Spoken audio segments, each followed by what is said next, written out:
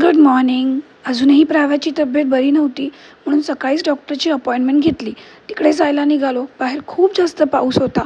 डॉक्टरकडे जाऊन आल्यावर घरी येईपर्यंत 1 वाजला आणि आल्यानंतर प्राव्याला आधी मी भरवलं आणि तिला औषध देऊन झोपवलं. त्यानंतर माझ्यासाठी जेवण बनवायला वेळच मिळाला नाही म्हणून मॅगी आणि ऑमलेट बनवलं आणि ते मी खाऊन घेतलं. संध्याकाळी घर आवरायचं बाकी होतं, भांडी घासायची बाकी होती, पण प्राव्याला खाली राहायचंच नव्हतं.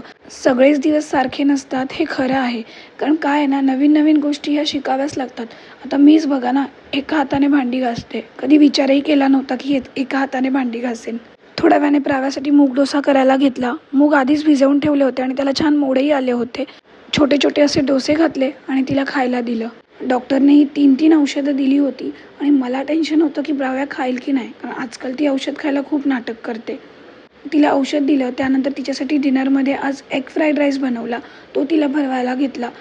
तिने जास्त तर खाल्ला नाही, पण ठीक आहे, जेवढा खाल्ला तेवढा भरवला आणि त्यानंतर तिला झोपवलं. ती झोपल्यानंतर मी घरची कामं आवरायला घेतली.